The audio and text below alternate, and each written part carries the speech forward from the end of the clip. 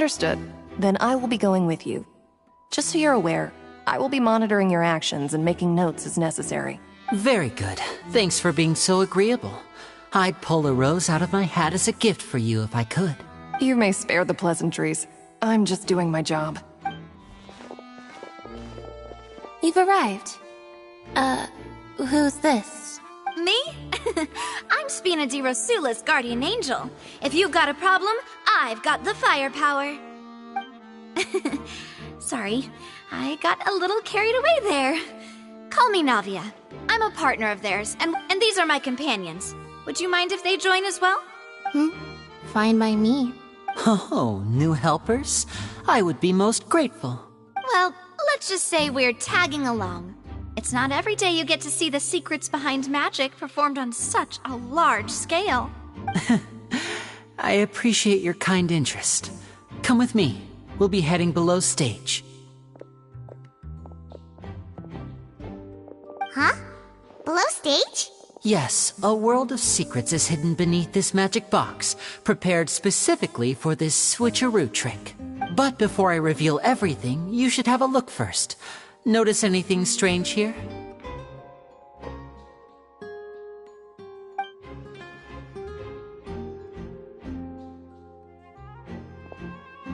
I'm not trying to be dramatic. Remembering the details of a trick will help you understand the methods used to perform it more easily. Huh. Weren't there balloons and other decorations here? Where did all that go? Ah, good eye. That said, you're still far from discovering the answer. The back? You mean the inside of the door? What's different about it? Paimon didn't notice anything. Very good indeed. I thought you might not be able to catch that, given that you were sitting in the first row. The back of this door was patterned. Those patterns are now gone, replaced by a smooth wooden board. So, if you put 2 and 2 together, what do you get? Exactly. All right, let's go. I'll tell you how it works as we head down. Oh, so there was a passageway under the magic box! I knew you'd figure out most of it as soon as you saw this place. The 2 magic boxes are positioned right above the 2 entrances of the tunnel. See this flatbed trolley? The box with the lucky audience member in it would be shuttled over to the other side using the trolley. This trolley can raise and lower and even rotate, ensuring that the box will face in the right direction. I see. So that's the purpose of the box inside another box. Precisely. The inner box would descend after the audience member was put inside and be moved along the trolley, all while the outer box would remain on stage as if nothing had ever changed. So that's how you did it! Once the box was lowered, the trolley would store some energy through this device here, with which it would complete the rest of the steps. The audience member would only be able to feel some slight movements in the dark, and by the time she walked out, she would already be back on stage. Right! You were talking that whole time, and you even came out for a moment near the end! Ah, yes. A phonograph operated by Lynette was used to achieve that effect. My assistant and I had already scripted our conversation beforehand. When the countdown began, I had already gone to the opposite box via a tunnel using that ladder. And what about Lynette? Where was she? I was in the mezzanine space in the back of the box. Oh, interesting! That's how we were able to coordinate Linny's lines with the assistant. And, by the way, I was the one who walked out of the box at the end. I mean, we are twins.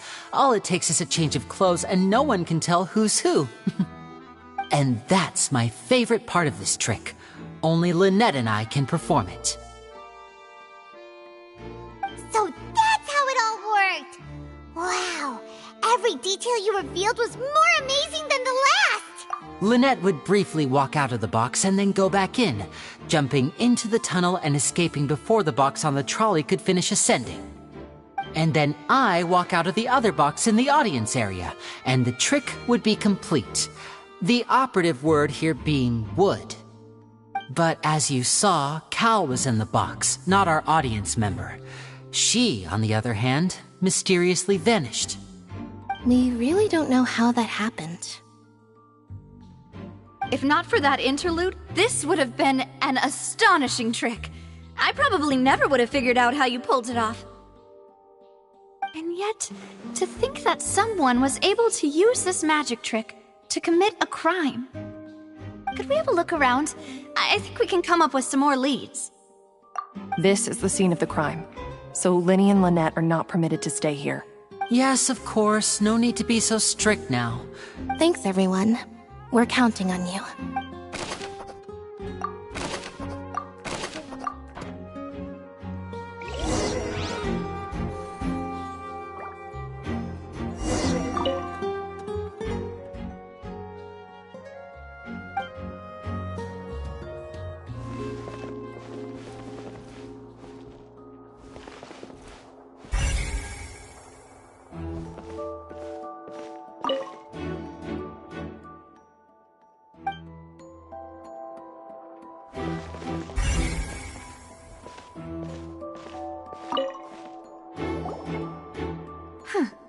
Looks like a hook tied to the end of a rope.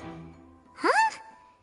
Perhaps it was a prop for a different trick. Whatever it is, let's make a note of it first.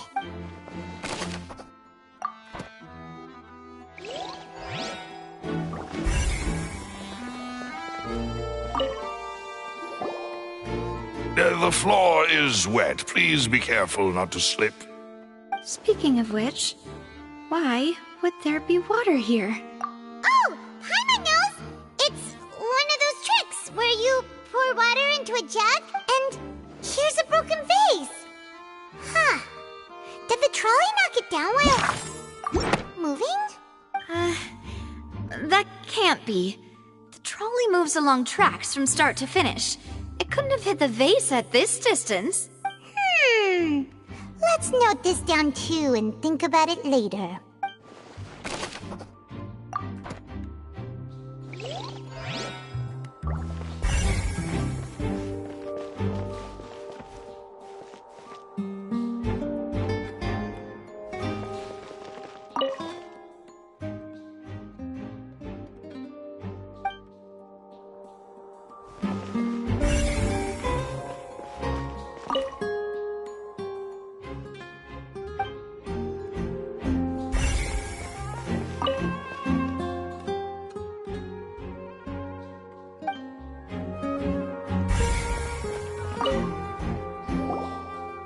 What is this place? It seems someone could fit through here.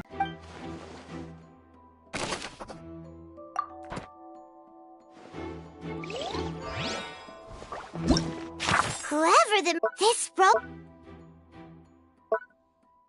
People needed to register and reserve a seat for the show. This flower vase is probably a prop for the show. This is probably a prop, too. Oh, why would it be him? Gosh. No wonder the serial disappearances never got solved. We all heard that noise.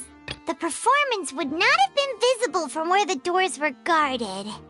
Well, there was... And that's... digging a tunnel just for a... That's...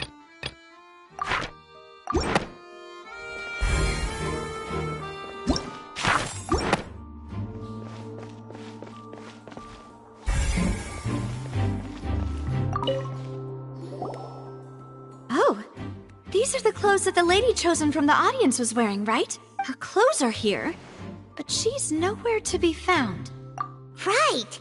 And do you really need to do that if you're kidnapping them? Ugh, this is so confusing. Paimon doesn't want to be a detective anymore.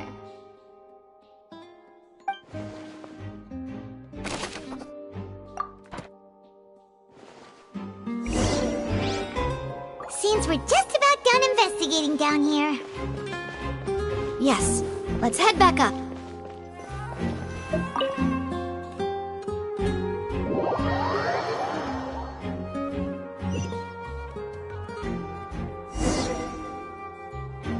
Well, we've ascertained the state of the crime scene. Let's find a place to sort out our findings once Malus returns.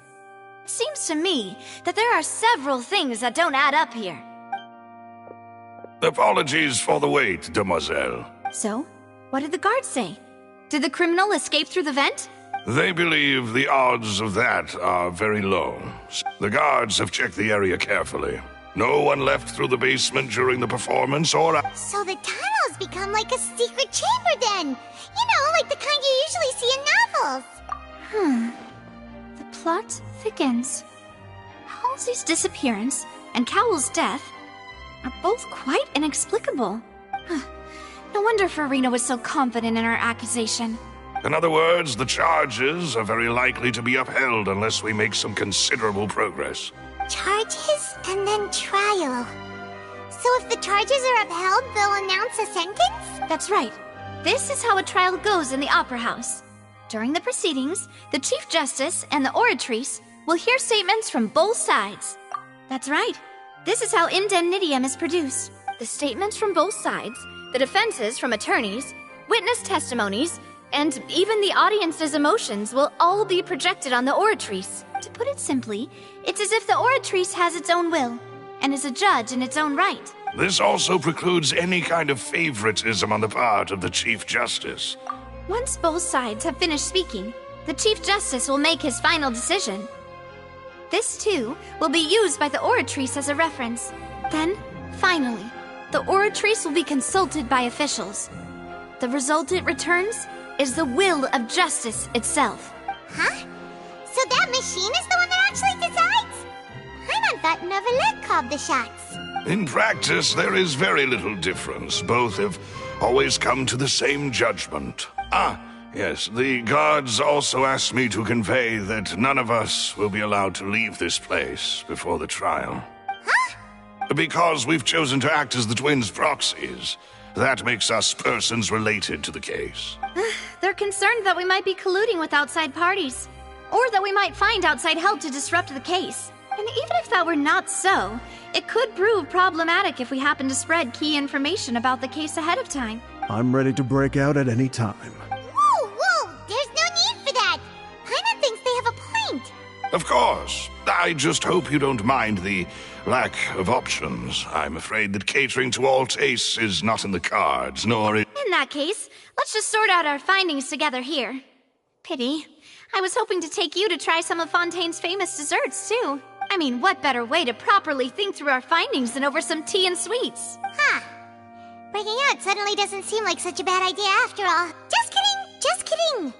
Paimon will still do her best, even if there are no snacks. What do you mean, no snacks? Huh? Here? But how? Understood, demoiselle. Everyone, please come with me.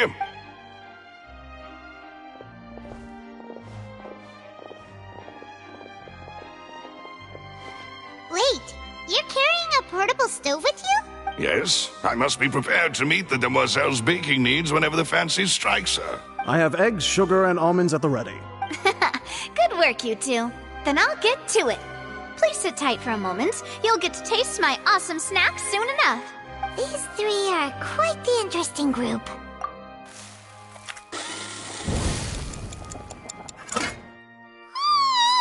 And Paimon thought it smelled good while it was still in the oven! From the way you had these two guys carrying all that stuff around, Paimon thought you'd have them do more during the baking process. But you ended up doing the entire thing by yourself! I was applauding. And I was giving encouraging smiles. Paimon was just thinking, aren't you worried about getting your fancy dress dirty beating egg whites and baking like this? Well, I don't think it's carved in stone anywhere that fancy ladies can only read books, sip tea, ride horses, and play the piano. Don't underestimate beating egg whites, by the way. It's a real arm workout. You also need to beat them to just the right consistency, or your macarons will crack. Anyway, give these a try, fresh out of the oven. Only 3? Well, eating too many sweet treats might send all that sugar to your head. You wouldn't be able to think clearly about the case on a sugar rush, would you? Tea is ready to be served as well. This is Demoiselle's favorite, strong black tea with a floral fragrance that clears the mind and lifts the spirit. No need for concern. I'm merely doing as I should.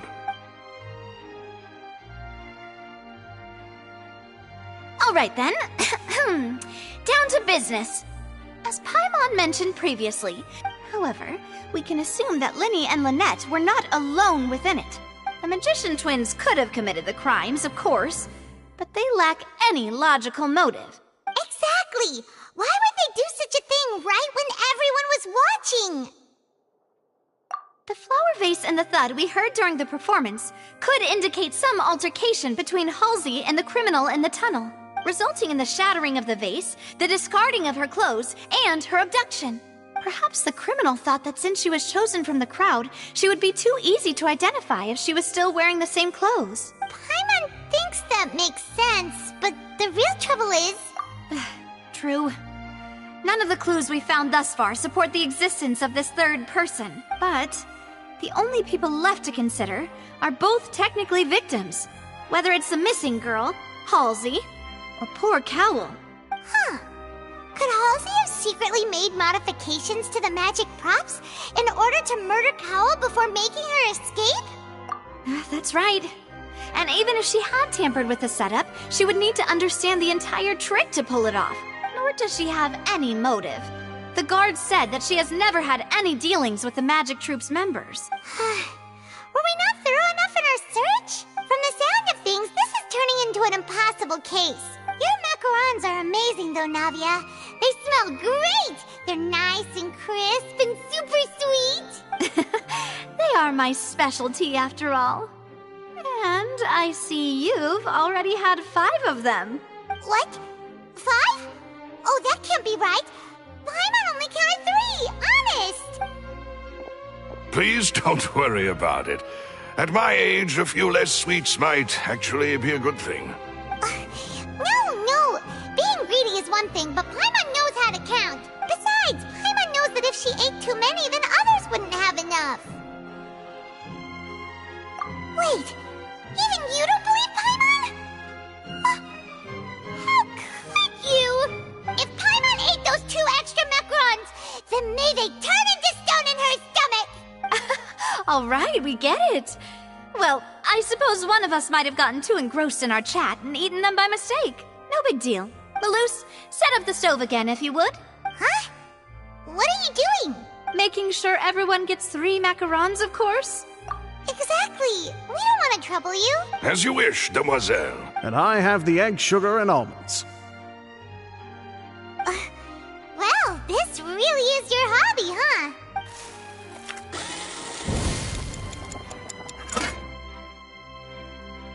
Well, that's it for snack time. I'm going to have another look around the area. I don't know what we're looking for yet, but we've still got some time.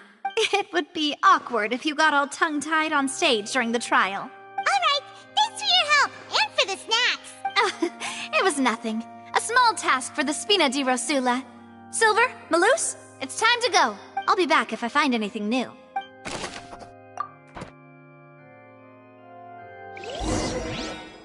All right, it's time to put our heads together. We've got to get our defense ready for the trial. Oh, it's probably gonna be a long and difficult case. There's no point in worrying about that now. We just need to prepare. Here, take Paimon's notes. They should help you review the situation.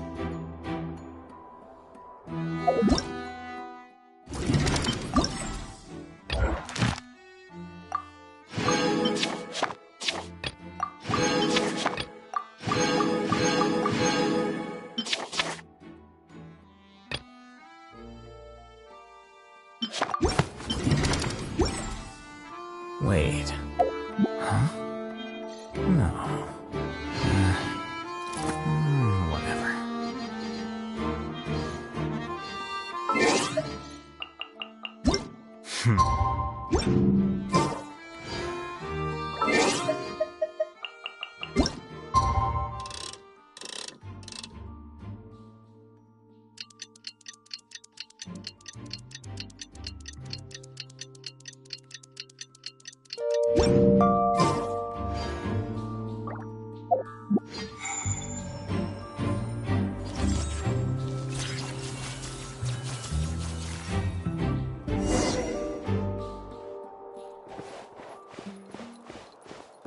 Do?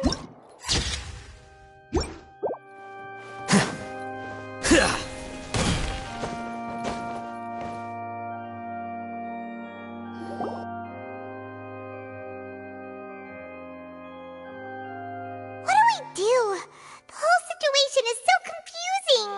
Good plan. Impossible things don't just happen. Just relax. Even if everyone else suspects Lenny and Lynette, at least we will be supporting them from the stands. Besides, I doubt Farina understands any more about what happened than we do. Thanks, Navia. Best of luck to you.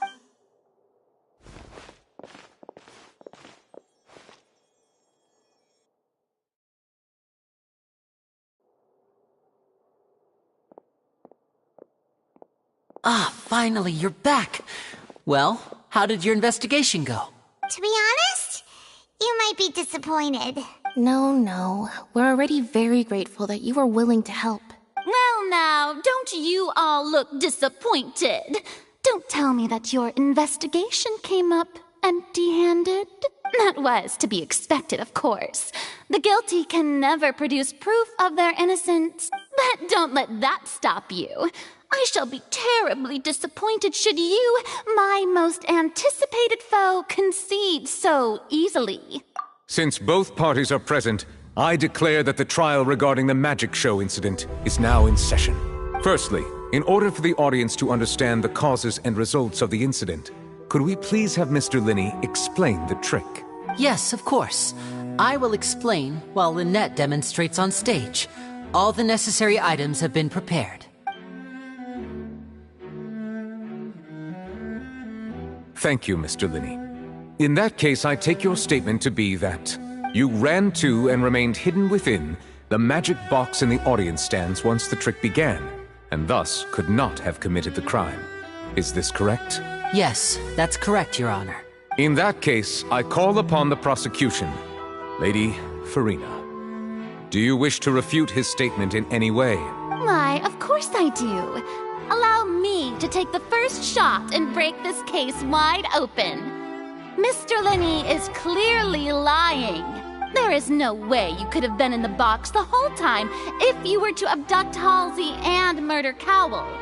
In fact, I'd say you were hardly in that tunnel at all. That is simply your hypothesis based on the presumption that I'm guilty. Oh, is that so? And if I may ask, what did you hear while you were inside your box? The roaring countdown of the crowd, of course. That's how I kept track of the time and built anticipation for the finale. And you didn't hear anything else at all? Nothing that might leave an impression of any kind? No, nothing. I see. But when the count reached 30 seconds or so, there was a thud. One so loud that I believe practically everyone heard it. Huh? Hey, hang on. Something's not right here. Yeah, I'm sure he could have heard a noise that loud from inside the box. I was right by the box, and I definitely heard the thud. Look at those scales. Could those mean... Well then, ladies and gentlemen, allow me to use the words of the magician himself. You never know what can happen in the blink of an eye. Indeed, it seems his alibi can also collapse in the blink of an eye. Of course, I have armed myself to do far more than smash your alibi. Confidence cannot go unfounded, and my foundations are rock solid. Tell me, aren't you and Lynette actually from the House of the Hearth? The House of the Hearth? No wonder they did something like this. So the serial disappearances were the Fatui's doing. Now it all makes sense. I've got a feeling that what happened on stage probably wasn't just an accident. That's irrelevant. Our identities have nothing to do with what happened. Indeed. Then perhaps you could tell us everything that happened during that 1 minute. Your first priority is to prove yourself innocent after all. I'm sure there is little that needs to be kept secret now. Unless your script already has holes in it. The Outlander is speechless. My, oh my, don't they look flabbergasted? Now comes the infighting and discord, I suppose. This was almost too easy. Good thing I made all those preparations. Seems the all-nighter I pulled last night is really paying. Order! Order! Mr. Linney, allow me to re-establish the facts. Lady Farina has raised 2 points. First, when the thud was heard in the Opera House, you were neither in the box nor the tunnel. Second, you and Ms. Lynette are both members of the House of the Hearth. Are these claims true?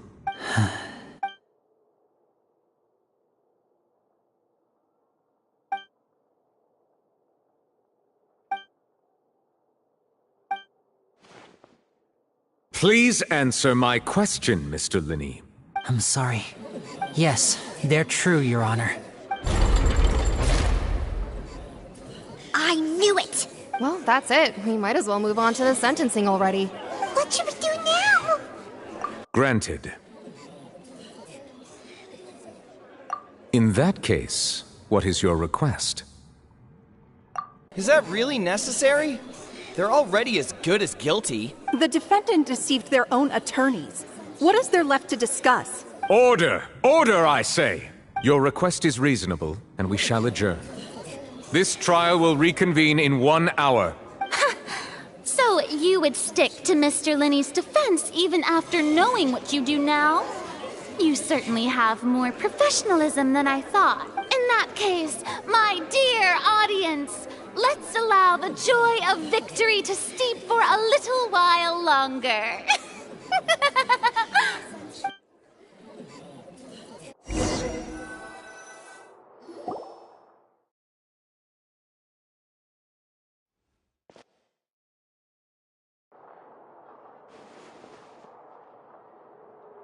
Well, this is awkward. I didn't think the Hydro Archon would dig all that up. I'm sorry, Traveler and Paimon. Yeah, sorry. Paimon doesn't know where to start. We trusted you two. We based our entire reasoning on the assumption that you weren't bad guys. Not to set the wrong tone or anything, but Paimon's really mad! I'm very sorry. I know you're angry, and reasonably so, but please, let me explain. I know you've clashed with the Fatui several times before. I wouldn't be surprised if just hearing the word is enough to make you upset. But our organization is very, very large, and the Harbingers have very different personalities and goals. Right now, we want to save people. As many as we can. That's right.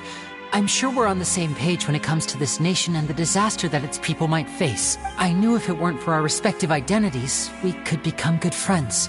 That's why I didn't wish to details instead. The truth is very important, but being completely transparent about everything would see us spend need to. Right. So, you be the judge. Heck, if I were you, I fear that I'd even struggle to trust me at this point. You met a Fatus who works as a magician, a trickster by trade. All by coincidence, too. But still, I'm asking you to trust me. I am no criminal. At least, not in this case. Sorry. Please forgive us. Well, you both say that, but... Right, let's hear your answer first, and no lies now! Of course. I'll answer any question you ask. We've been trying to find out how the Oratrice operates. We want to know why it has a consciousness. Why can it deliver sentences accurately? During our investigations, we learned that the machine's core is beneath it. From that moment on, Lynette and I have been designing this box swap trick, with the objective of getting close to the core. Is that why you needed a whole minute? That's right. In truth, the audience would take about 75 seconds to count down from 60, while I would only need 15 to get to the opposite box. So, after jumping into the tunnel, I accessed the Opera House basement via the vent, and went to investigate the room in which the core is stored. That air vent was created during the construction of the tunnel specifically to execute this step. Well, nothing. As soon as I reached that room and was about to investigate, I heard someone's voice. which should have been impossible, of course. I was quite certain that I was the only one in the room. That voice seemed to recognize me and tried to speak to me. I chose to err on the side of caution and retreated the way I came. On the way back, I saw the broken vase and the clothes on the ground, but the countdown was almost finished, so there wasn't time to give it any thought. After that, the homicide occurred just as you saw. Well, that explains why you didn't hear the thud. Because of that prophecy I told you about, of course. We must know all we can about this nation's secrets in order to deal with that prophesized crisis. That's the only way we can save everyone. So, there you have it. The whole truth. I swear, I didn't hide anything from you this time. It was never my wish to proceed under this cloud of mistrust either. But like I said earlier, you can be the judge. If you want to leave because you don't trust the Fatui, there's nothing I can do to stop you. Well, Traveler, you decide. Paimon will follow your lead however you choose. Okay, thank you. Thanks for giving us a chance. The current problem is that the scales are tipped pretty badly against you two. If we want to refute the Hydro Archon's accusations, we're gonna need a seriously watertight defense. Huh? Oh, Paimon thinks she gets what you mean.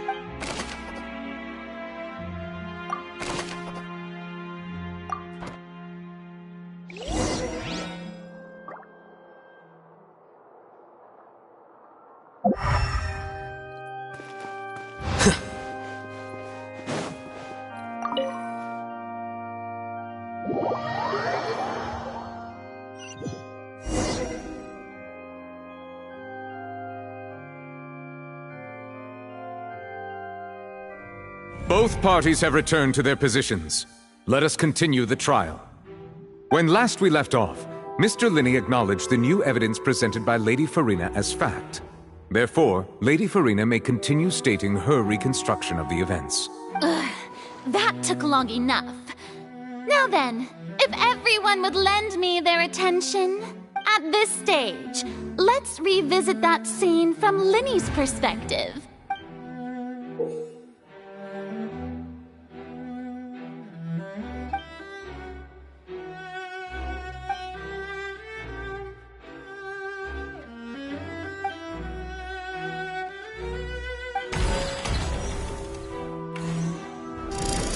Countdown began, he entered the tunnel.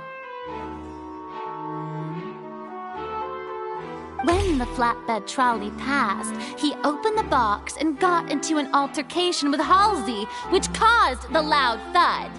He did not realize that this sound could be heard by everyone in the opera house, which is why he claimed earlier that he could not hear the sound. Finally, he used the vase to knock her out, before making her change clothes to prevent others from recognizing her.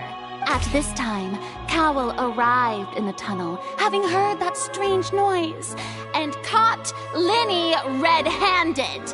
So Linney proceeded to knock him out too before stuffing him into that box.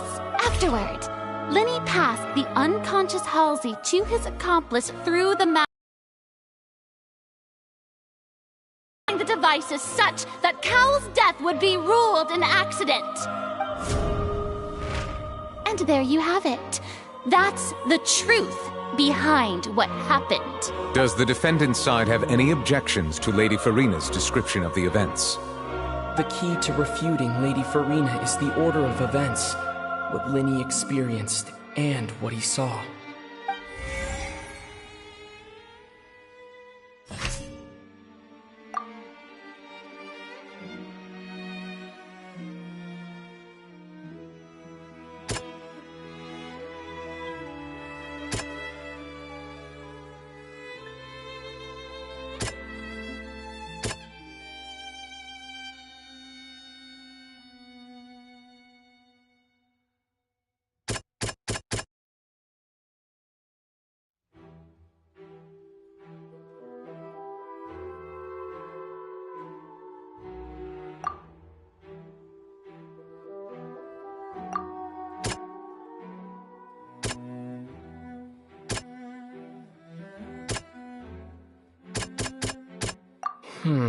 Seems this won't produce a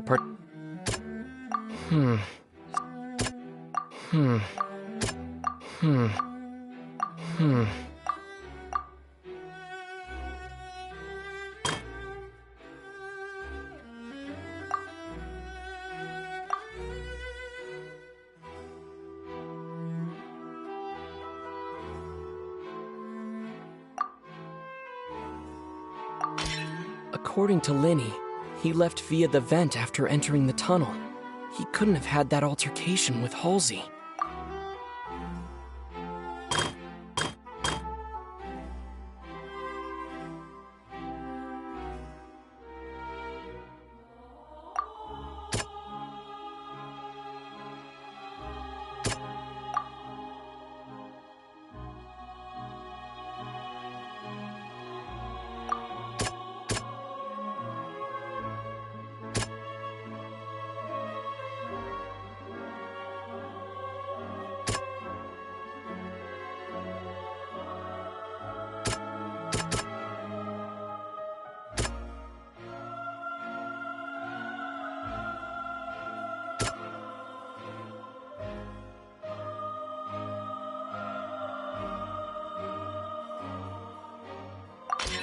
Linny went to the room that contains the Oratrice's core.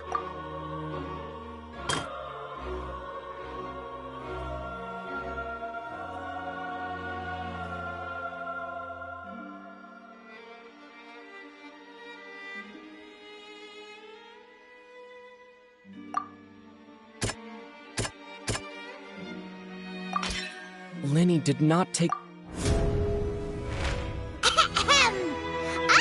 Attention! Ace Detective Paimon has something to say! When the countdown started, Linny did indeed go into the tunnel, but he immediately used a vent to access the Opera House basement, which is where the underground core of the Oratrice is stored. Once he reached that area, he heard a voice in what should have been an empty room. Since he felt something was amiss, he returned immediately. The crime scene had already developed by the time he reached the tunnel again, and in order to complete the magic trick, he did not remain there for any length of time. Finally, he reached the surface, and that was when the accident happened from his point of view. Therefore, he's innocent!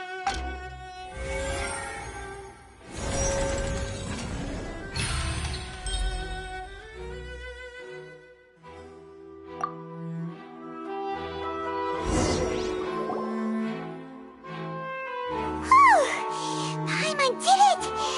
Paimon actually managed to say all that! Wasn't it awesome? In other words, you believe that he knew nothing of the incident? That's right! My reasoning? If that's the case, then if Cowell hadn't entered the tunnel, who was the entire setup meant to kill? Assuming that what you say is true, Linny only needed to kidnap the young girl to cause a new disappearance case. What would the point of killing someone on stage be? Oh, they have a point. That's right, you tell him! And that's why they're partners of mine. They've managed to turn things around. Oh, well, your denial is very strident, I'll give you that. But what proof do you have to back your claims? Of course I do. If he had been in the magic box the whole time, how could he have not heard that sound? Why do you ask? You're saying that he wasn't?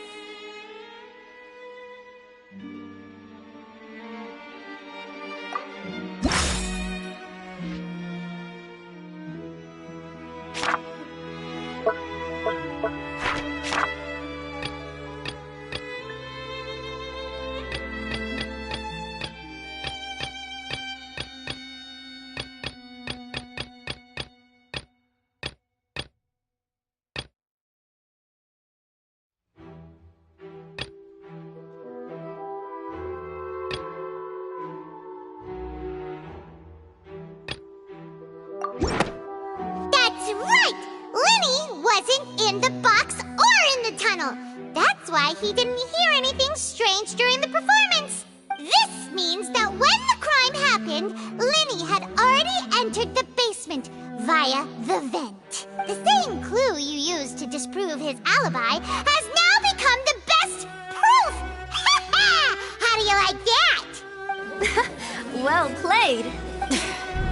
To think you'd use such logic.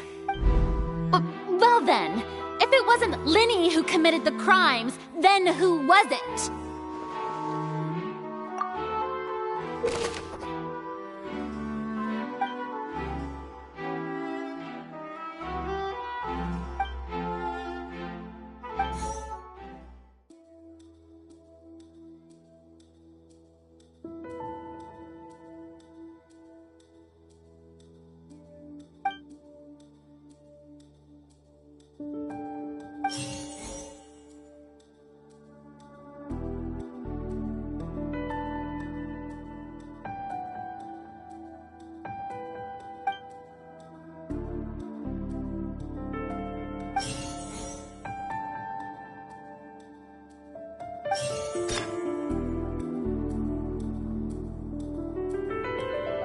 The deceased's name is Cowell, Linny's assistant.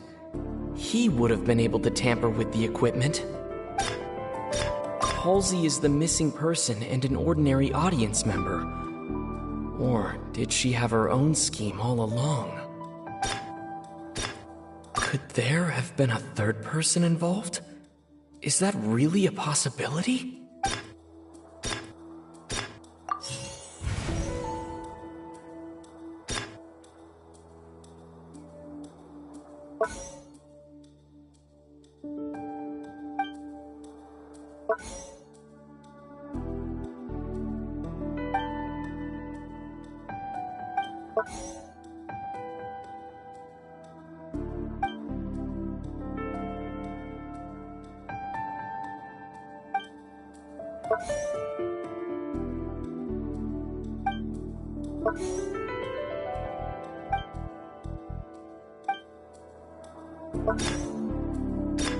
Halsey is the missing person.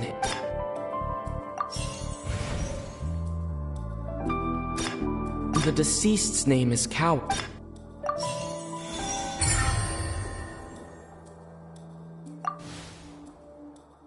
Huh? That can't be right. Are you serious? The killer was, in fact, Cowell, the deceased! Oh, is that so? How interesting! Let's hear your reasoning then. What I must do next is recreate the truth. What Cowell did, and how he went from would-be perpetrator to victim. No one entered or left the Opera House through its entrances. So where would the criminal have wanted to take Halsey? The deceased's name is Cowell, Linny's assistant. He would have been able to tamper with the equipment. Halsey's clothing was in the tunnel, so there must have been some fear that she would attract attention. The sound we heard may have come from a clash between the missing Halsey and the criminal. Linny was not in the tunnel at that moment, which... It would have been tough for both people to fit into that vent. They would likely have bumped into Linny as well.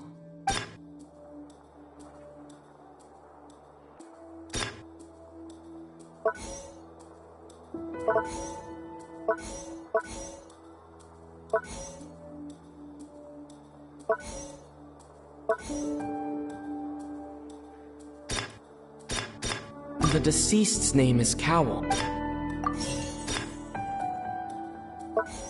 The deceased's name is Cowell.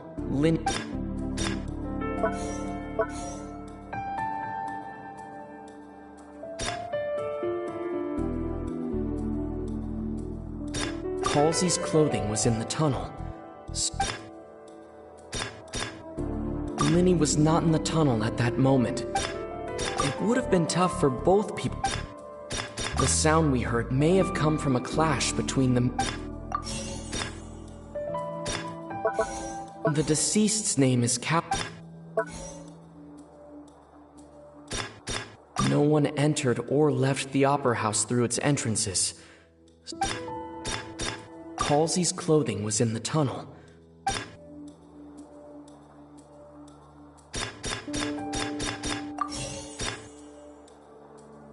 Halsey's clothing was in the tunnel.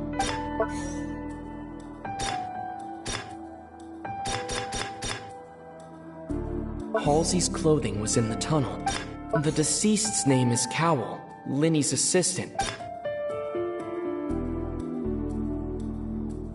Halsey's clothing was in the tunnel. The deceased's name is... The sound we heard may have come from... Linny was not in the tunnel at that moment.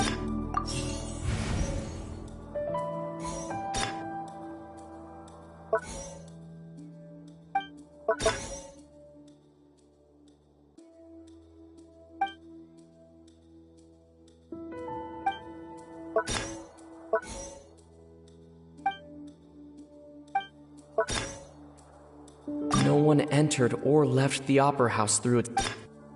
It would have been tough for both people to fit into that vent. No one entered or left the opera house through its entrances. It would have been tough for both...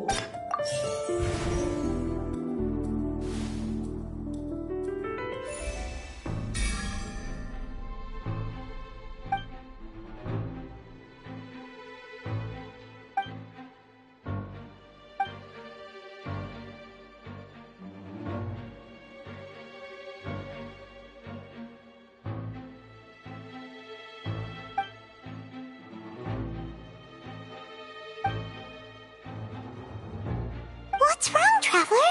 Are you still having trouble figuring things out? I see how it is. Look, since we're at a dead end, why not consider a different track? Just like the trick as it transpired, the end result must have been utterly different from the magician's initial design. If only we knew how Halsey disappeared.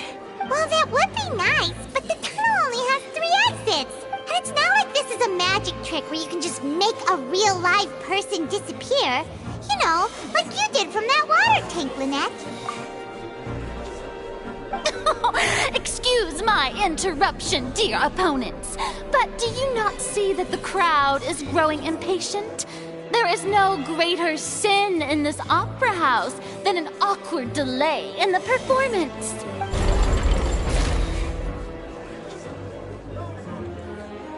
If the defense is unable to make further effective arguments, we will move on to the next stage of the trial. Linny was not in the tunnel at that moment, which gave our criminal ample time. The sound we heard may have come from a clash between the missing Halsey and the criminal. The deceased's name is Cowell, Linny's assistant. He would have been able to tamper with the equipment. No one entered or left the... The vase was not broken by chance. It was used to cover important evidence. The water.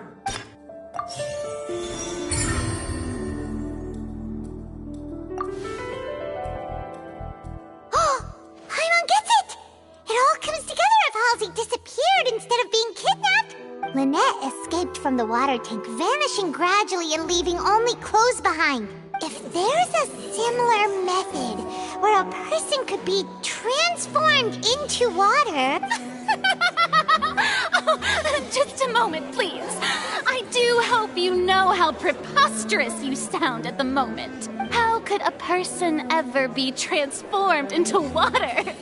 This is reality we're talking about here, not some magic trick. Must we really? I should think that of anyone. Your friend Linny already knows this truth very well. Magic tricks are ultimately just illusions and misdirection. But Halsey's disappearance is very real. We're talking about 2 completely different things. Even so, I trust the Traveler's judgment. The truth must be out there somewhere. Perhaps some new line of reasoning may open if we try to gather all the focal points that don't make sense. Since Cal was the deceased, we haven't placed much attention on him. But given that we aren't making much progress with the case, it wouldn't hurt to have a look at his belongings, would it? People really do come up with all sorts of harebrained schemes when at the end of their rope. The way I see it, your suggestion that we broaden the scope of our investigation is nothing but a tactic for stalling the trial. Nevertheless, I believe that this is a reasonable request on the part of an attorney. Since the trial does indeed appear to be at an impasse, I believe that additional evidence may help us make more progress. Guards, please step into the lounge and examine the personal effects of the deceased Cowell. We are still examining the items, but we have already made critical progress that we feel must be shared with everyone post-haste. We discovered several test tubes of fluid within Cowell's baggage, each labeled separately. The notebook in his backpack claims that these fluids are water from the primordial sea. The primordial sea? The note's contents also indicate that Cowell belonged to an organization that sells illegal drugs and that he had an accomplice. The notebook has many entries concerning safe usage of these fluids, in which the keyword dissolve appears many times. One of these tubes was labeled Opera Epiclese, along with yesterday's date. It is empty. The notes also state that these dissolution properties work exclusively on people from Fontaine. It's likely that Halsey was chosen as some sort of test subject. As such, we believe that the defense's hypothesis is, in fact, supported by sufficient evidence. You've got to be kidding! People dissolving into water? Could something so ridiculous actually be true? Wait a moment. This reminds me of a certain prophecy, but it's just a coincidence, isn't it? Huh. If people can become water, does that mean that the water tank's real use was as a means to hide water stains? And if Cowell was targeting that girl... Wait just a minute. Could that mean... You two, with me, quick! Demoiselle, wait! What about your partners? Let's go. Just trust me. Order! Order! It is undeniable that further examination of the deceased's personal effects has yielded some surprising results, but we cannot yet verify the veracity of these clues. Still, let us assume that these clues are indeed authentic, albeit with the understanding that Ms. Halsey has yet to be found. Guards, please continue examining the items along these lines. Mr. Linney, it appears your hypothesis is supported by the evidence, so please continue speaking. Of course. Thank you, Your Honor. If we uphold this hypothesis, I believe that many of this case's seemingly unrelated clues can be connected together. Right! Like the metal hook! That one didn't make sense at all. Let's think about this. Cowell's methods must have something to do with that water from the primordial sea.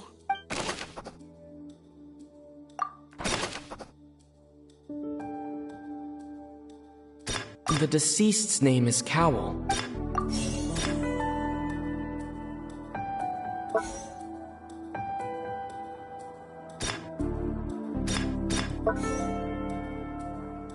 The water from the primordial sea should already... Lynette was in the magic box on stage. I remember there was something else within the inner layer of that box. Now it seems like the hook rope was not meant for another magic trick, but was instead some form of triggering mechanism. The deceased's name is Cowell.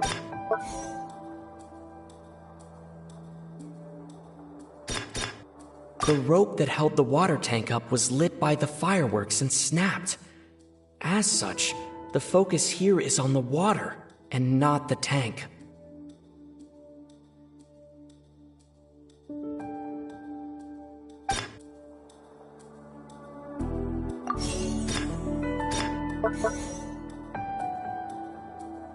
The water from the primordial sea.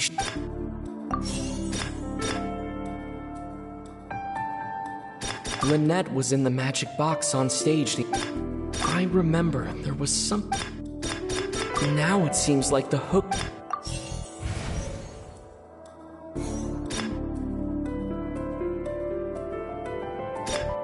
Now it seems like the hook rope was not meant for it. Lynette was in the magic box on stage the entire time. I remember there was something else within the inner layer of that box.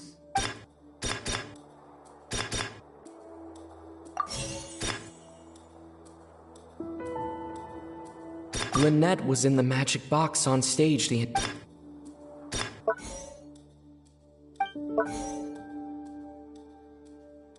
I remember there was something else within the inner layer of that box. Now it seems like the hook... I remember there was something else...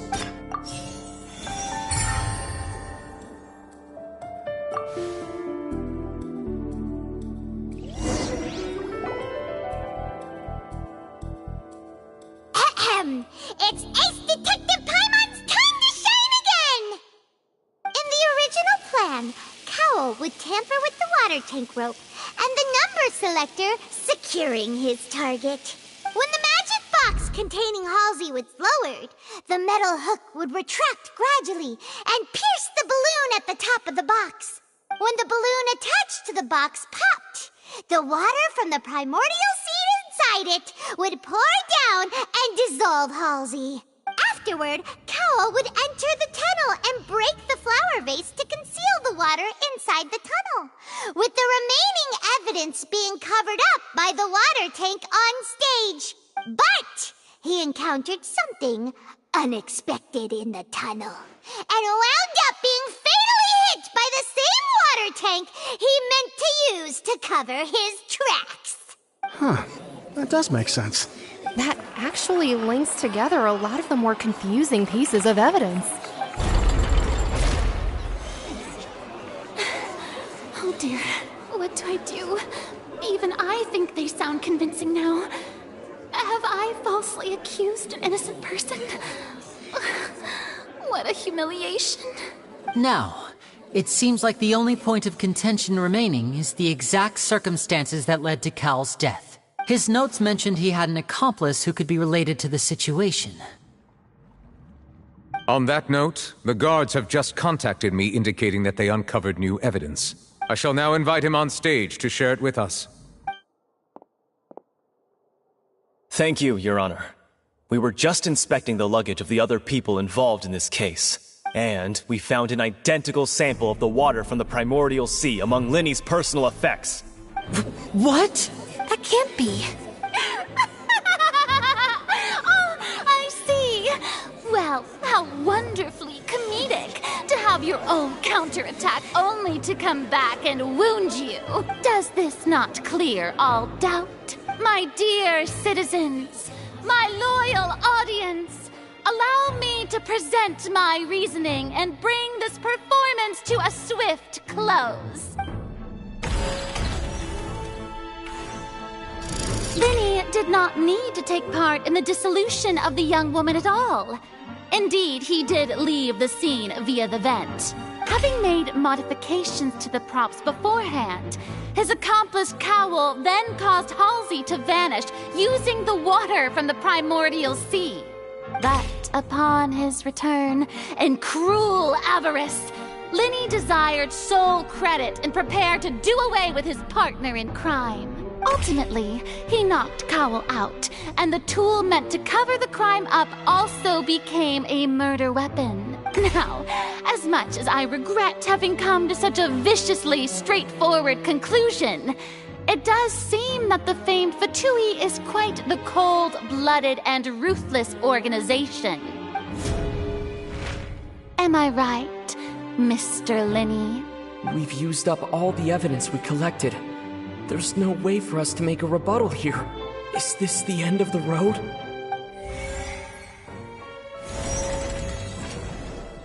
Oh no! Paimon can't think of anything either.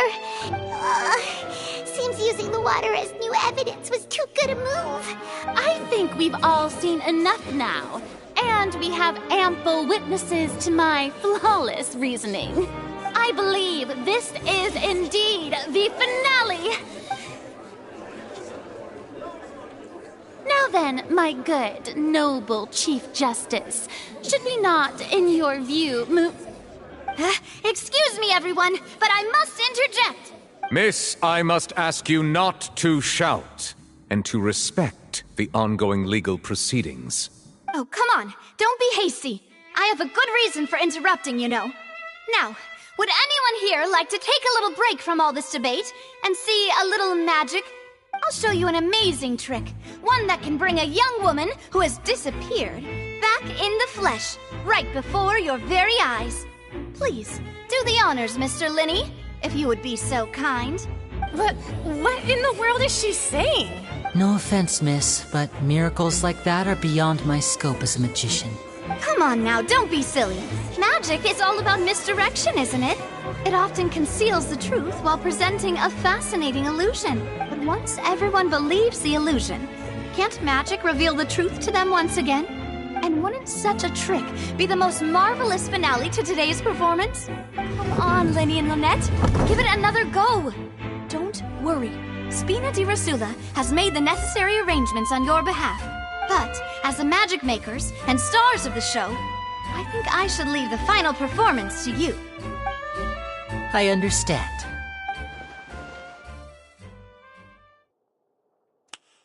And voila!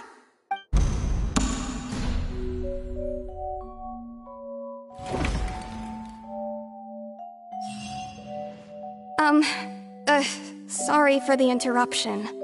Wait, isn't that Halsey?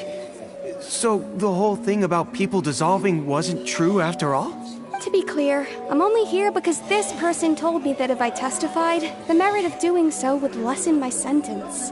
I was hiding outside this room listening to the proceedings because I was afraid that I would be the one put on trial. I was just feeling happy that no one had noticed me, and then before I knew it, she caught me.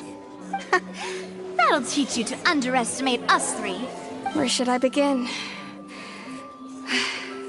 I'm sorry. I'm the one who killed Cowell.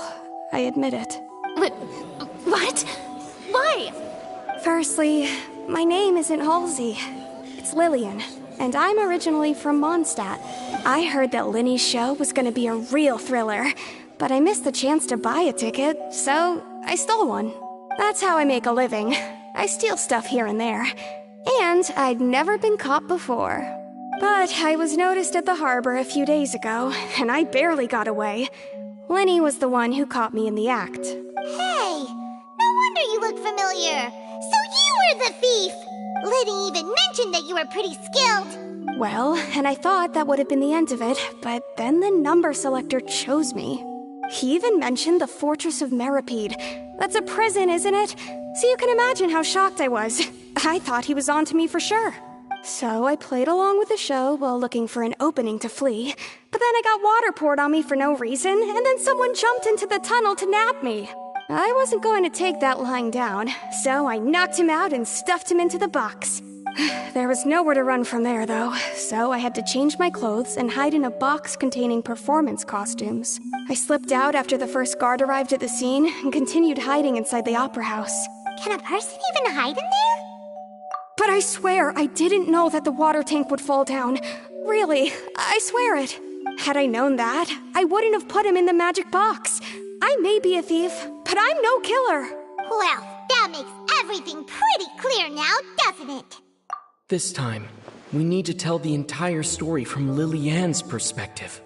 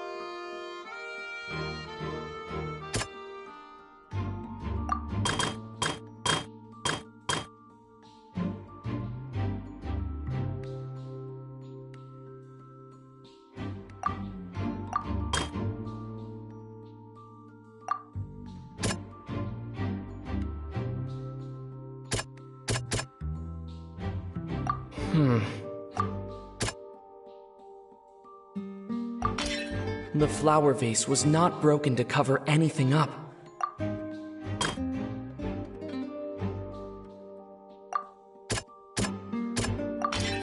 Lillian was afraid that she would be recognized if she left, so she changed clothes and hid, biding her time.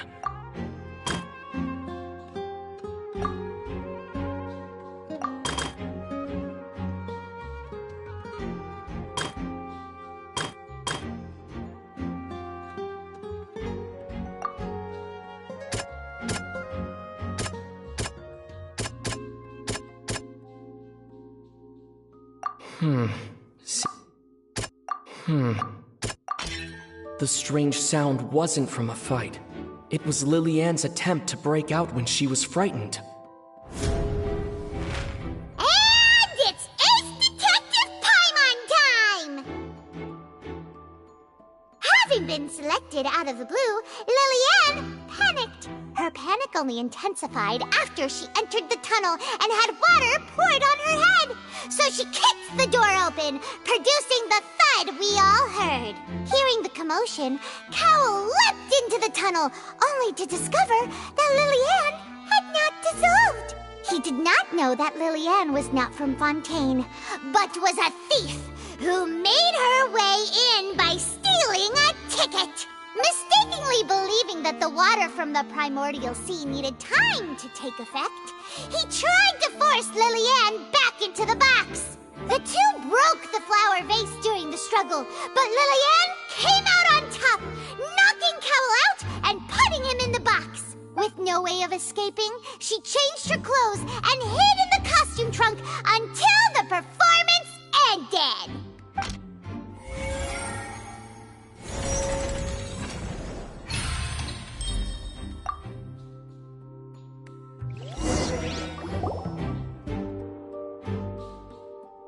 She knew that she would have to go through guard inspection if she tried to leave afterward. So, she has been trapped in the Opera House these last 2 days. She had already become desperately hungry by the time we were chatting over macarons. So, she swiped 2 of them right under our noses. Talk about a sneaky thief. At this point, all the events that happened in the tunnel have now come to light. Ah, so that's the whole story. Bravo! Bravo! Now then, Lady Farina, do you wish to speak against the defense's statements? Please answer the question, Lady Farina. Also, if I may add, the trial has not yet ended. As such, I request that the prosecution not leave the room before the proceedings have concluded. What? Are you reading my mind now? No, I have no further arguments. I admit defeat. But really, could you at least have left me with some dignity? Wow, look at that! She's like a deflated balloon now. If there are no objections, then as the Chief Justice of Fontaine, I shall once again repeat the full sequence of events. The actual perpetrator of the serial disappearances, Cowell, selected his next victim from the audience reservation list. With some modifications to the selector, he could ensure that the pre-selected young woman would be chosen. To cover up any evidence while committing the deed, Cowell thought of allowing the water tank to fall, which would conceal the water left behind after the young woman was dissolved. He also tampered with the rope suspending the water tank, using the fireworks at the end of the performance to cause the tank to drop and hide the watermarks. He poured the water from the primordial sea into a balloon during the preparation of the magic box and stuck it to the box's lid. Finally, he passed the prepared hook on a rope through the gap in the magic box's door when bringing the young woman to said box. When the magic trick officially began, the box containing the woman was lowered into the tunnel, tightening the hook rope and bursting the balloon containing the water. If all had gone to plan, the young woman would be dissolved at this time. However, Lillian was not from Fontaine, and thus fled the box with a loud noise. Realizing that there was trouble, Cowell entered the tunnel and met Lillian. Thinking that the waters had not yet taken effect, he decided to proceed. However, his opponent was more capable than he thought, and he was overcome, knocked unconscious, and placed into the magic box, and thus became his own final victim. Lillian, according to her own statements, then changed clothes and hid until the performance ended, before hiding in other parts of the opera house. As for Linny, he was in the underground structures within the opera house, and was thus ignorant of these happenings. From this reconstruction of events, we can conclude that Linny, the accused, is in fact innocent. While there is much in Linny and Lillian's conduct that should still be investigated separately, this case, at least, can be handed over to the Oratrice to make the final decision.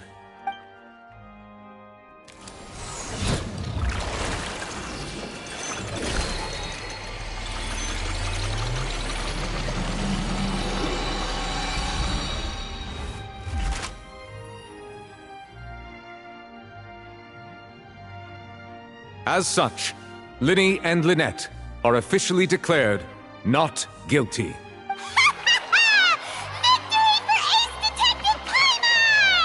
Great work, partners. Thank you all. Thank you so much. Next, I think we deserve an explanation, Guard Vaughn. How did you find the water from the primordial sea in Linny's baggage? Right! Your discovery caused me to make a serious mistake, you know. Or was that not a discovery, but false evidence that you dared to bring before this court? I suspect that the accomplice mentioned in Cowell's notes was not Linny, but you, yes? I'm sure you know what you must do to lessen your sentence. Speak quickly! Unless you want to earn yourself a one-way ticket to Coupon Town. I was just following orders. We were supposed to place blame for the serial disappearances onto Linny, and thus cause suspicion to fall on the Fatui. The higher-ups said this was the best opportunity to do so. And now that your plan has fallen through, and the secrets of the water have been revealed, you have become a liability to said higher-ups, yes? Therefore, you would be wise to tell everything you know, and seek the protection of the guards. Yes, I'll tell you everything I know.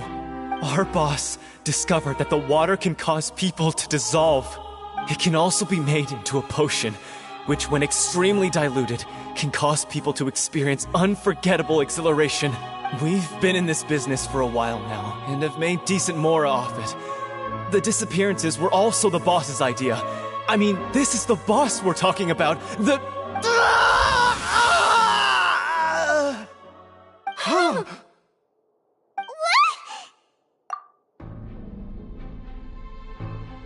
And now he can no longer talk.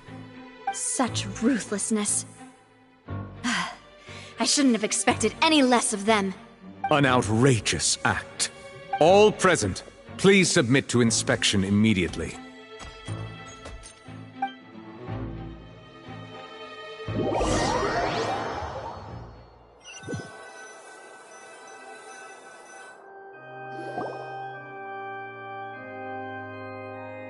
So, we're just going back now? That's true, but... Traveler, Paimon! Please wait. Linny... I know you may not want to speak to me right now. Maybe you don't even want to look at me. But still, let me thank you again for defending me to the end. Even after you learned that I'm a member of the Fatui. I guess. But regardless, I'd like the opportunity to set things straight. I didn't approach you with any ulterior motives or ill intent. I've spoken to you as myself, just plain Linny this entire time. As for why I'm a Fatus, it's because the goals of the House of the Hearth align with those of an orphan like me. That's all. That was how Father, who you might know as the Knave, approached recruiting us back then too. The Knave? The one who controls the House of the Hearth? She's your father? That's right. And since we're here, I was wondering, would you mind hearing a story? It's It's about my past. Back when our parents first died, Lynette and I were left wandering the streets. To survive, I took to surreptitiously observing an older street performer who did magic. It took me several days to figure out how he pulled off his amazing tricks. I took my sister through several streets until we found a crowded corner, and we began to perform magic tricks there. To my surprise, we proved to be pretty popular, and we could at least stop worrying about where our next meal would come from for a time. But I didn't want my sister to remain a street rat together with me forever. Before long, an aristocrat came to me and claimed that he wished to take us in after watching my performances. So you went from orphans to nobility just like— That was how we felt at first, too. As if fate was on our side and we could say goodbye to those painful days. But I gradually discovered that while we were called foster children, he was really after my talent for magic tricks. He would constantly take me to all sorts of banquets to garner attention, which he would then use to expand his social circles. That doesn't seem too bad either. It took a while for me to realize just how dark his heart really was. After one particular performance at a banquet, I discovered that Lynette was not on the same return vehicle as me. I waited a long time after we returned home, but she did not come back. I went to that noble's bedroom and asked him about her whereabouts. The answer he gave me was, she caught the eye of the most eminent person at the banquet, so I sent her over as a gift. I mean, you'll be able to perform your magic regardless of who your assistant is, yes? Oh no. So he was gonna... But wouldn't Fontaine's laws deal with such people? As far as outsiders are concerned, this is a relationship akin to adoption or foster care, and they have their ways of escaping the eye of the law. I managed to ferret out the location of the mansion of that so-called eminent person and hurried through the night. But by the time I leaped over the walls, avoided the guards, and made my way in, all I saw was the moonlit ground covered in blood, and the knave standing there in the darkness. So, she'd already taken care of that guy. That's right. She had rescued my sister before she could come to any harm, and had even discovered several girls hidden in a basement, all of them orphans. Father, the knave, might have seen something in me, and so she made me an offer. The House of the Hearth welcomes you, for your interests align with ours. Here, none will ever betray you. Indeed, betrayal shall never be permitted here.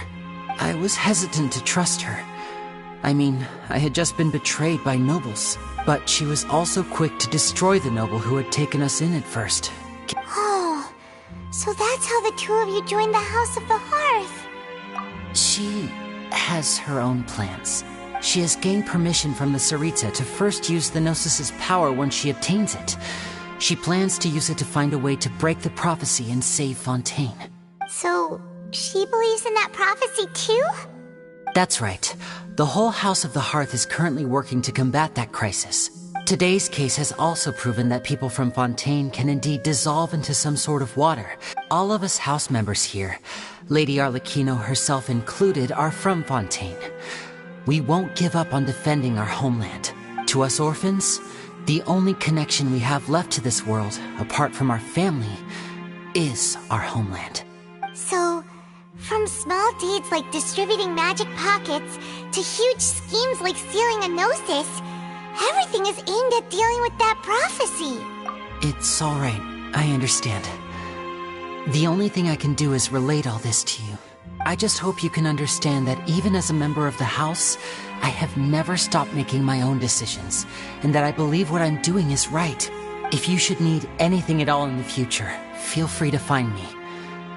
I will do my best to help you, as plain Linny.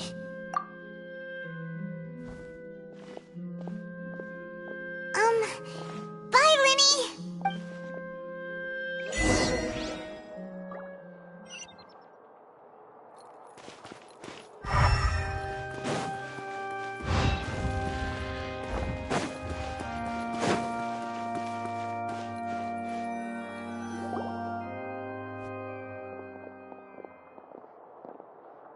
Hey there. What was with the disappearing act you pulled right as the trial ended? Were you looking for us, Navia? Well, this whole thing isn't exactly over, is it? I do feel that we're getting closer to solving the serial disappearances case, though. Huh? What's wrong, my dear partner?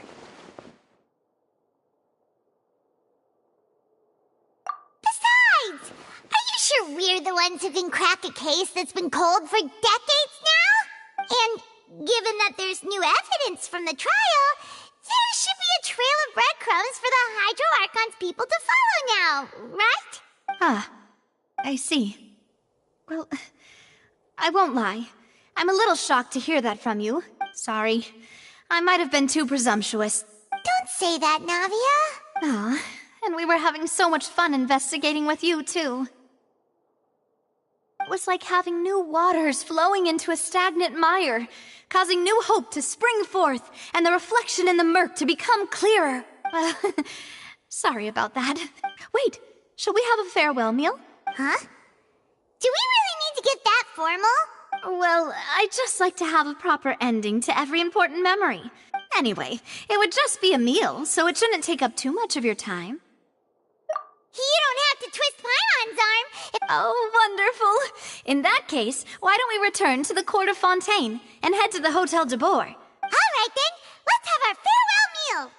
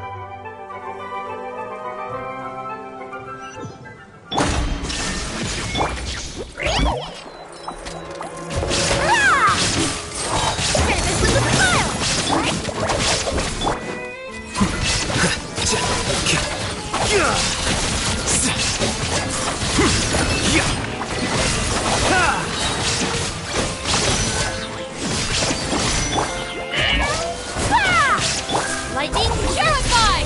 Our bond is strong! Deflect!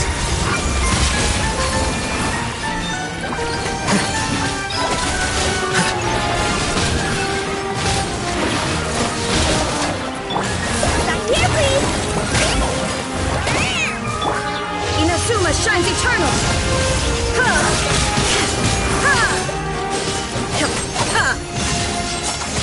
Shine down!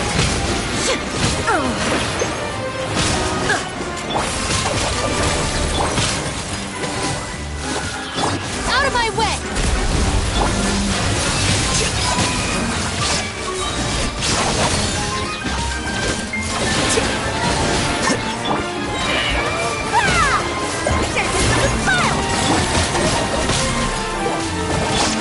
Torn to oblivion!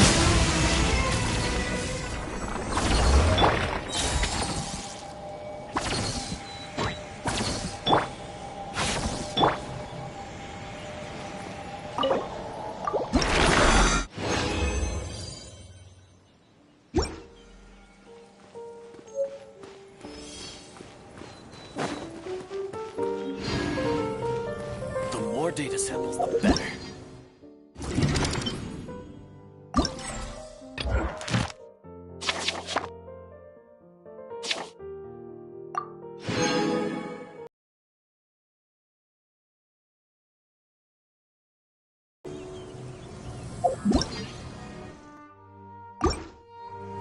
Wait. Huh?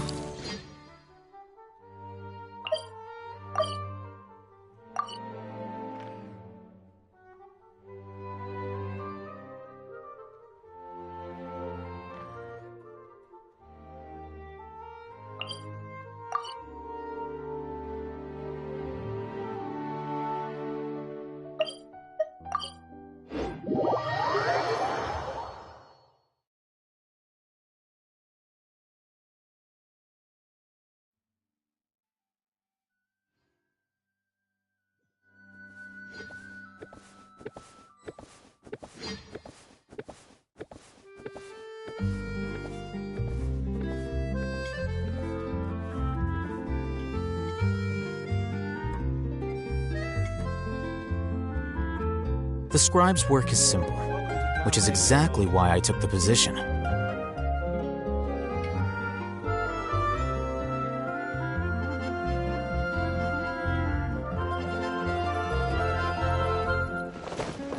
Yep.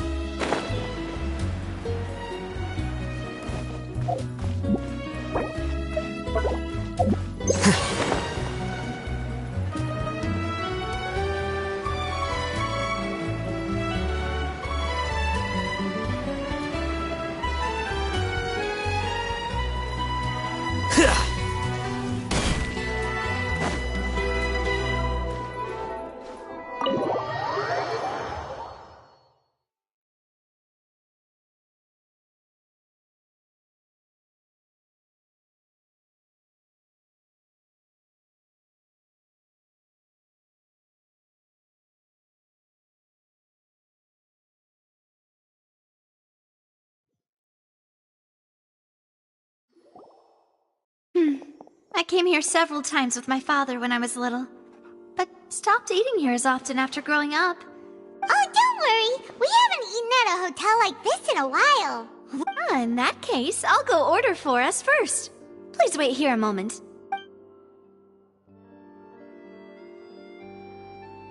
Ooh, everything looks so good. Why, of course. Go ahead, try whatever you like. If the food's good, I'll make a group reservation for the rest of Spina di Rosula next time.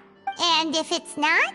Well, then I'll still bring everyone. Albeit with only one dish per table. Yeah. Sure have your own way of doing things. Oh, we called this a farewell meal, but we could also treat it like a victory feast, right? Oh, true. Very true. In that case, boss, we'll have another 2 dishes. Huh? Well, Paimon didn't mean that you had to order even more food. Speaking of cases, do you think that the mastermind behind the serial disappearances will get caught soon now that this has all happened? Well, we've certainly taken a big step forward, but I feel that's about it.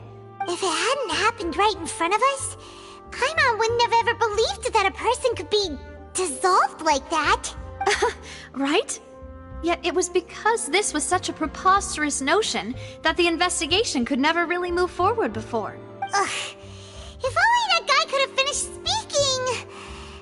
We were so close to hearing who was behind it.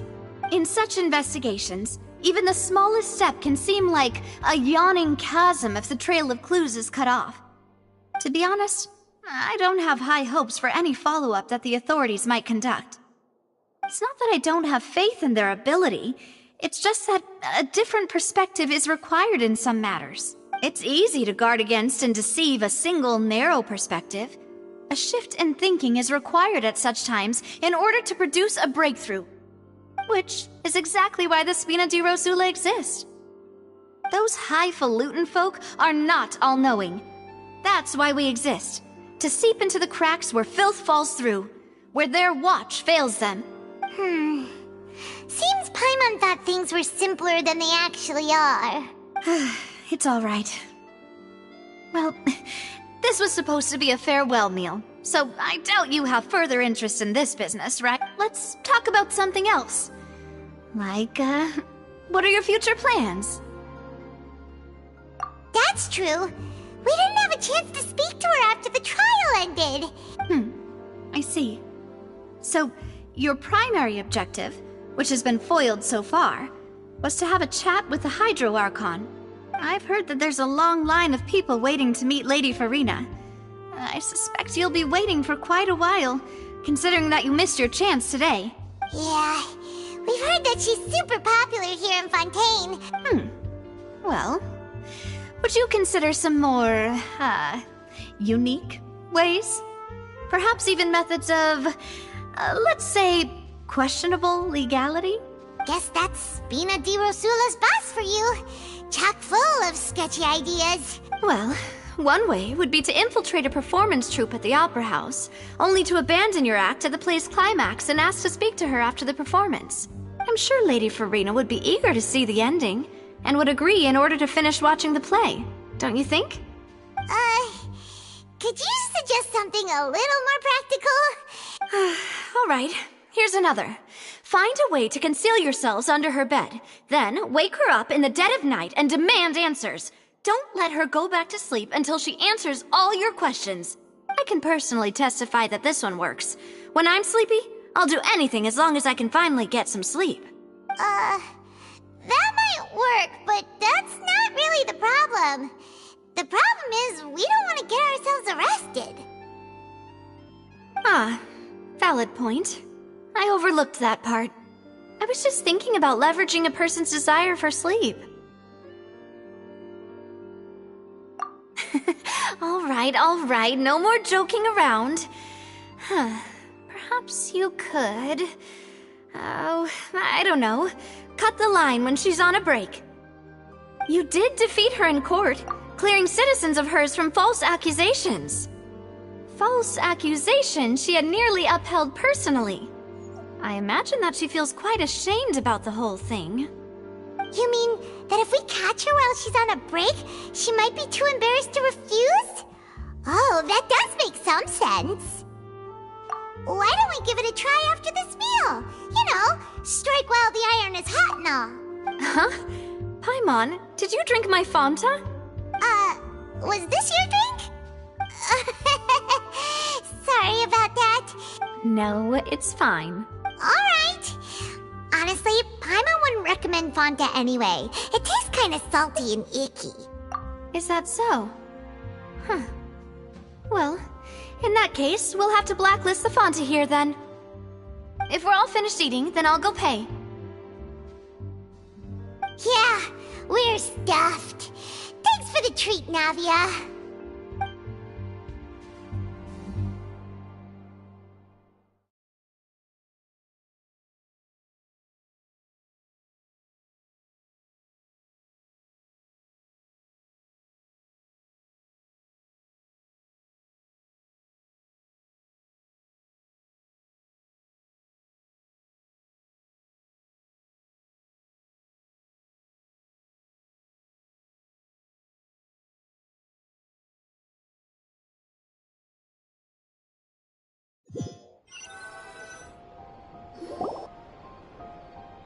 Oh, so full.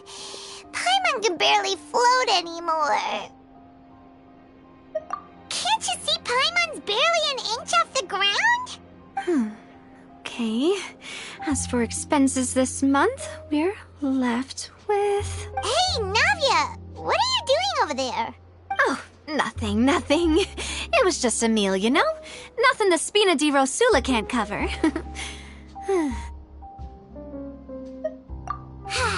Let's get ready to try to meet the Hydro Archon again. Bye, Navia! So this is goodbye, huh? Well, if you do encounter any other trouble in Fontaine, you're always welcome to contact the Spina di Rosula. I'll give your request the highest priority. In any case, I wish you smooth sailing. See ya!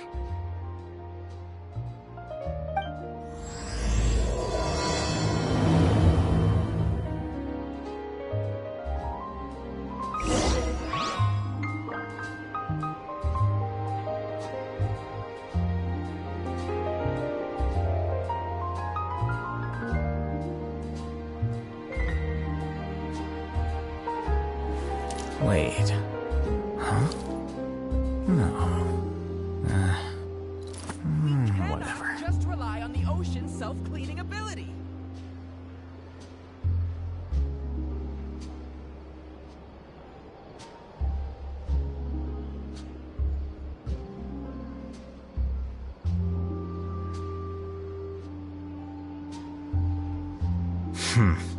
There have been many poorly written applications lately. I guess I'll just have to reject them all.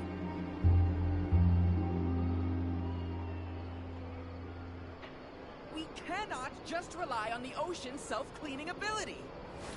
Wait. Huh? No. Whatever.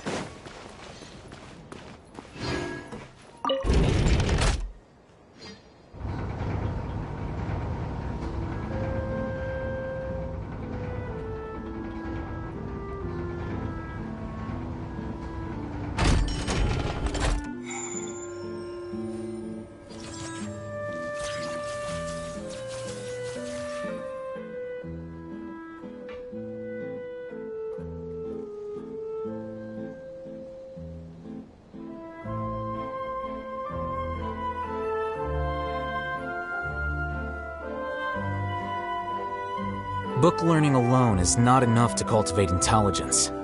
All those scholars in the academia are prime examples.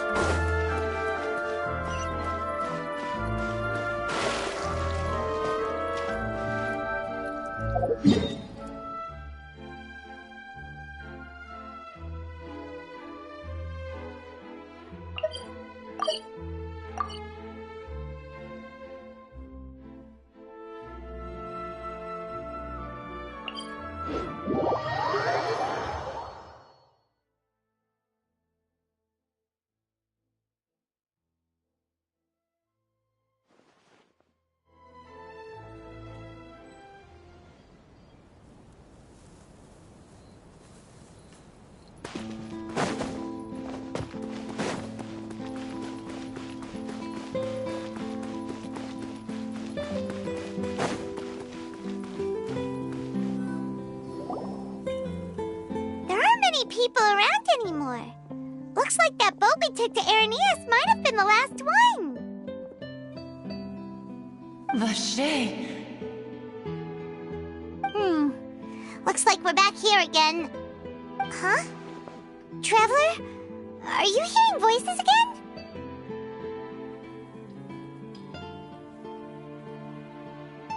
Ugh. That's kinda spooky. Are you sure we don't want to come back in the morning? Vache? Vache. Hey, why are you still walking towards it? There might be something nasty in the water. Huh? Hang on. Paimon can kinda hear a voice. Hey, Traveler? Stop walking! Come on, wake up!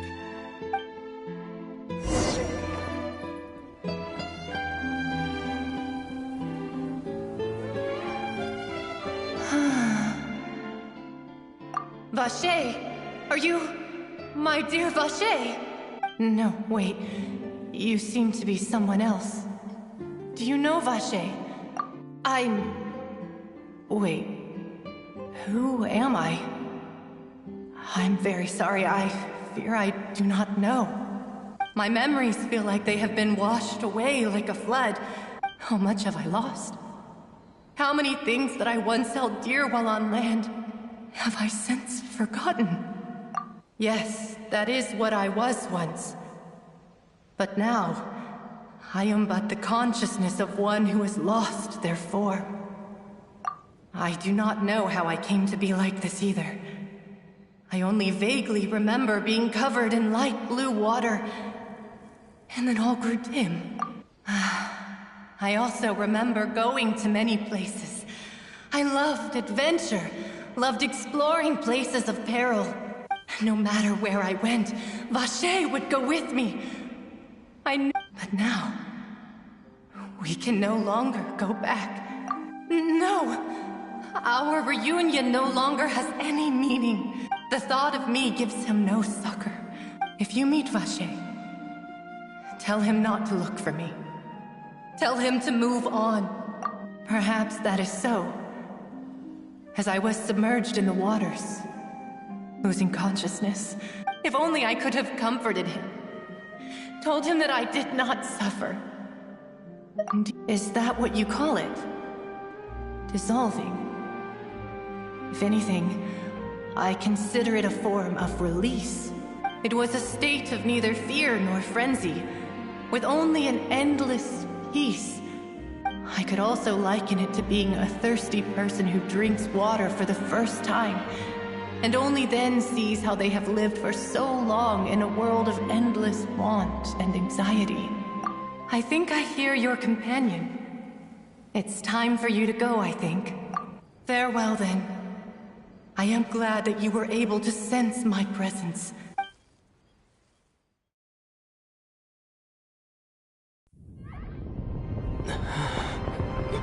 Wake up!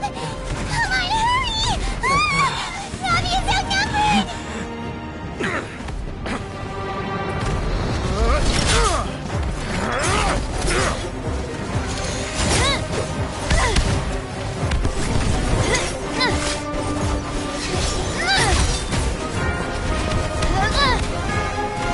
Demoiselle, look out!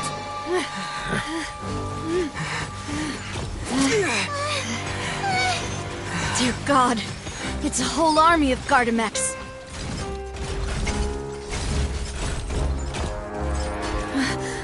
Chlorand?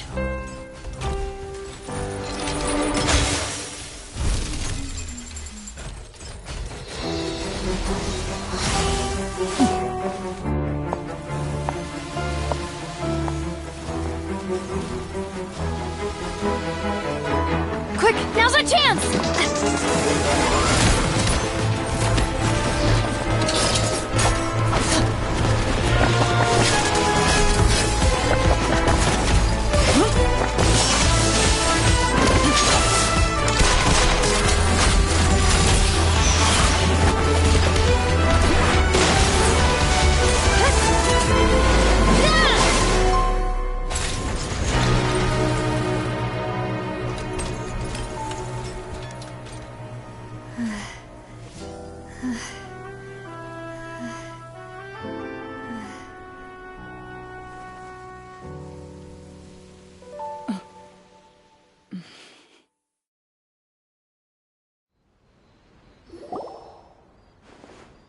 I should thank you for lending us your sword there, Clorand.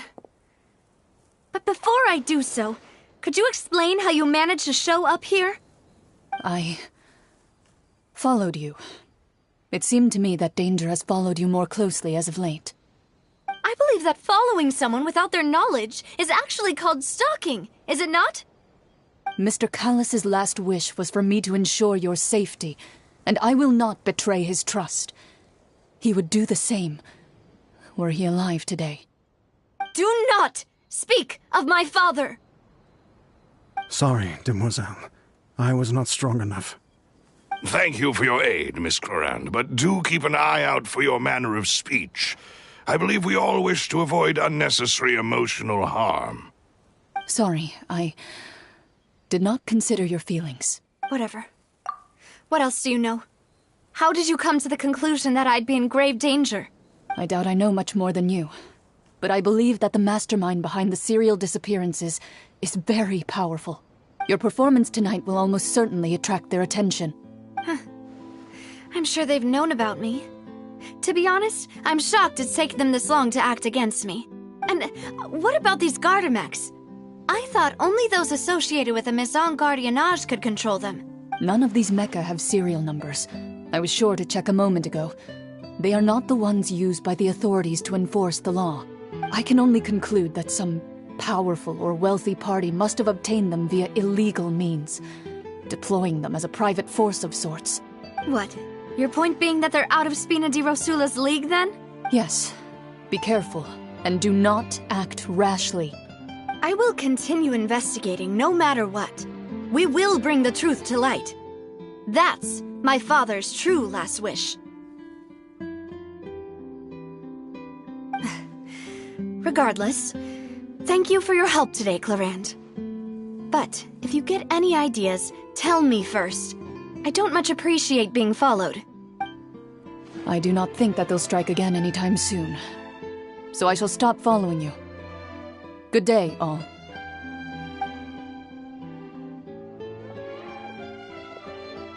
Right. I suppose that's the best news we've gotten today. Demoiselle, I believe that Miss Clorand was being sincere with you. If we tried, we could attempt to thaw relations a little. I know, she's... Oh, thank goodness! Paimon thought we were done for! Those Gardamex came out of nowhere while you were unconscious, and Nadia and her gang saved us! Oh, and there was that champion duelist named Clorand who came out to save us too! We got lucky there. Paimon probably couldn't have fought them off otherwise. Oh, come now. Forget all that polite talk. That wasn't really a farewell meal we had back there. As such, we're still partners. There's no need to thank me. It will take 50 years for me to match Demoiselle's magnanimity. If it were me, I would have joined the Spina di Rosula on account of her goodwill long ago. All right, you two. That's enough.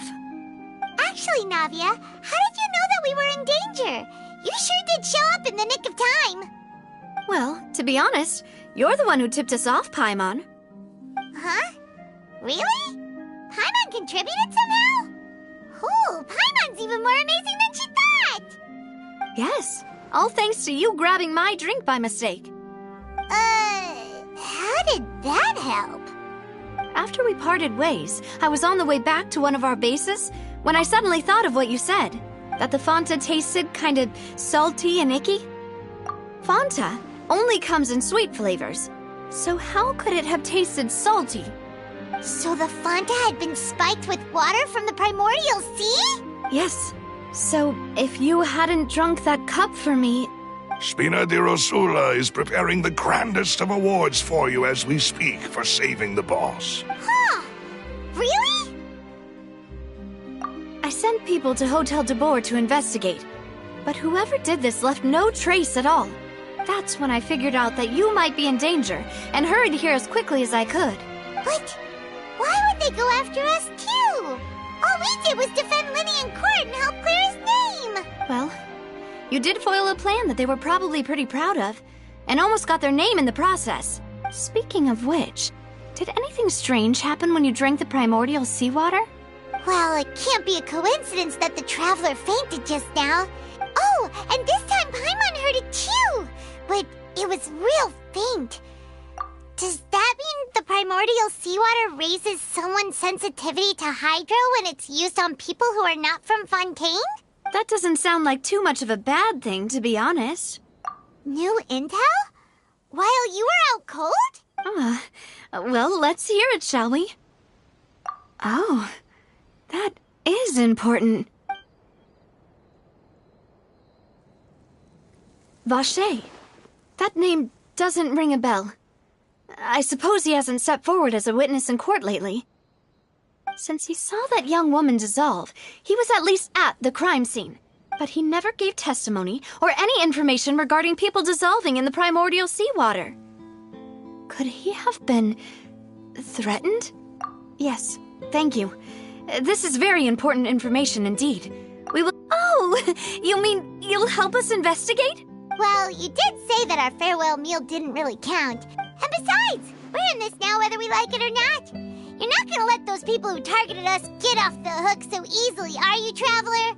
Demoiselle, do try not to look quite so pleased. You are the face of Spina di Rosula, after all. You talk too much. Well, in that case, let's head back to one of our bases, shall we? I'll arrange accommodations for you.